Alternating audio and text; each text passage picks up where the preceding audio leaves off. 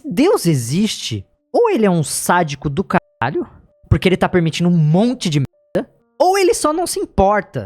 Porque Deus criou a guerra? Porque Deus permite que uma pessoa tire a vida de outra? Porque Deus permite que aconteça tanta coisa ruim que assistimos todo dia nos jornais, como um marido tirar a vida da sua esposa grávida de sua própria filha? Um homem matou a esposa grávida de 8 meses em Santo Estevão, no interior da Bahia, com um tiro de espingarda. Por que Deus criaria a mente humana dessa forma, capaz de agir assim?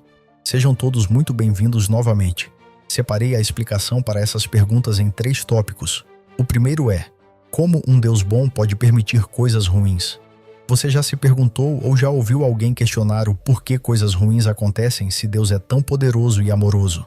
Essa dúvida é super comum e muita gente se questiona sobre isso, principalmente quando vemos na televisão notícias tristes ou passamos por dificuldades na nossa vida pessoal.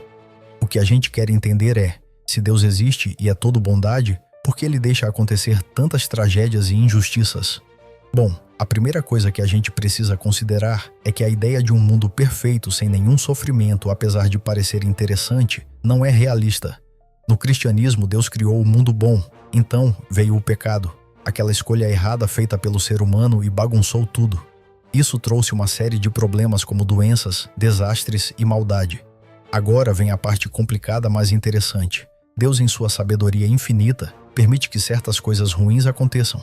Pode parecer estranho, mas muitas vezes há razões por trás disso que a gente simplesmente não consegue entender de cara. Às vezes, situações difíceis podem ter um propósito maior, ajudando a crescer, a aprender algo importante, ou até a fortalecer nossa fé. Além disso, é fundamental lembrar que a liberdade de escolha é uma coisa valiosa que Deus nos deu. Essa liberdade significa que as pessoas podem escolher o que fazer para o bem ou para o mal. Infelizmente, muitas vezes, as pessoas escolhem o mal, e isso resulta em sofrimento. Mas isso não é culpa de Deus, é consequência das nossas próprias escolhas. Portanto, mesmo que pareça que Deus está distante quando coisas ruins acontecem, a crença cristã nos diz que Ele está, na verdade, trabalhando através desses momentos.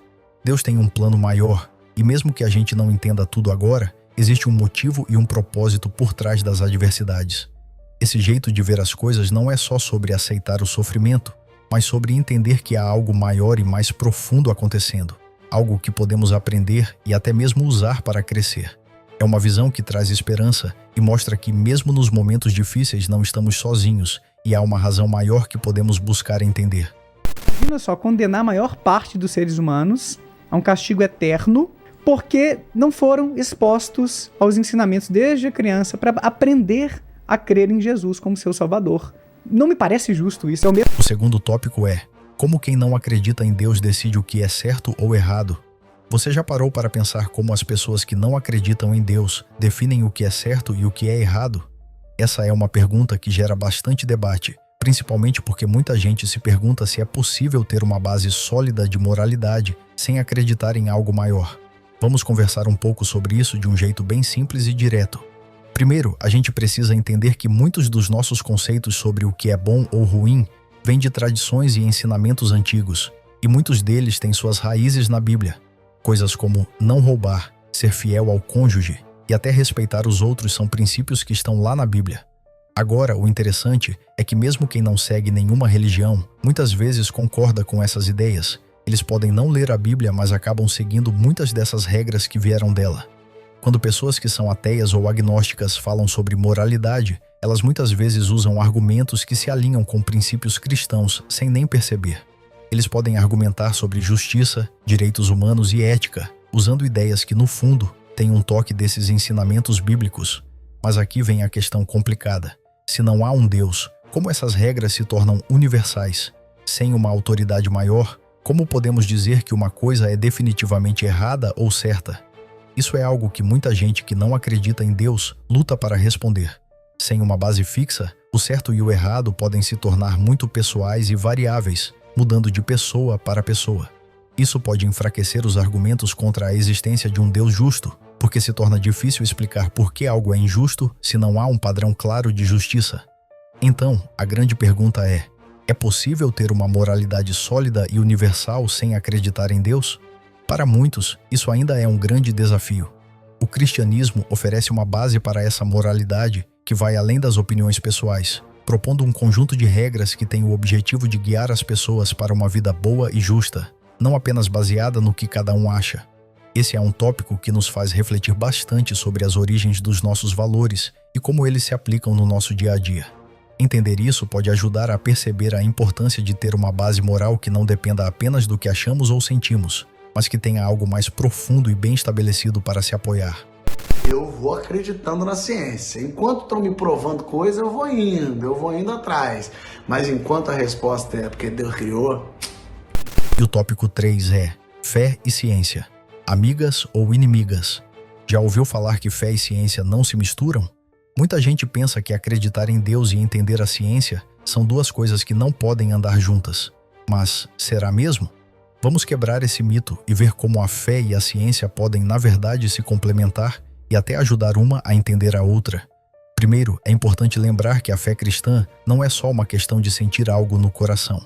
Ela também tem uma longa história de debates e pensamentos bem profundos.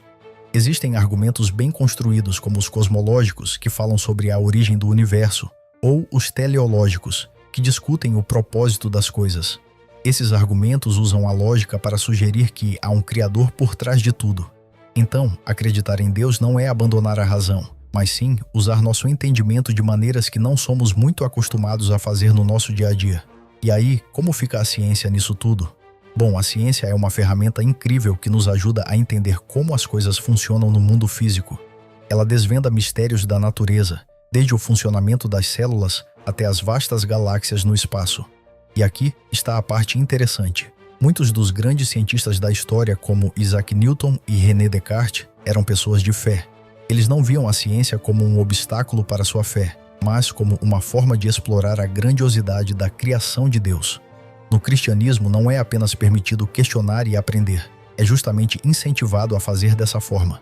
A ideia é que, quanto mais entendemos sobre o mundo através da ciência, mais podemos apreciar a magnitude e a beleza do que foi criado. Isso mostra que ter fé não significa ignorar as descobertas científicas, mas entender que ciência e fé podem andar de mãos dadas, cada uma iluminando diferentes aspectos da nossa existência. Entender como as coisas são e por que elas são pode ser uma jornada incrível, onde fé e ciência se complementam. Assim, não é sobre escolher um lado, é sobre usar tanto a fé quanto a ciência para entender melhor o mundo e nosso lugar nele. Quando pensamos dessa forma, vemos que ciência e fé não são inimigas, mas sim duas maneiras diferentes de explorar as grandes questões da vida.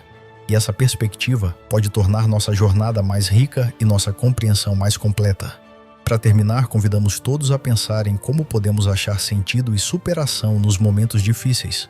A mensagem do Evangelho não só nos dá uma resposta para o problema do mal, mas também mostra um jeito de ter uma conexão mais profunda e importante com Deus. Com fé, somos encorajados a olhar além dos problemas de agora e a imaginar um futuro onde haverá justiça, paz e amor para sempre.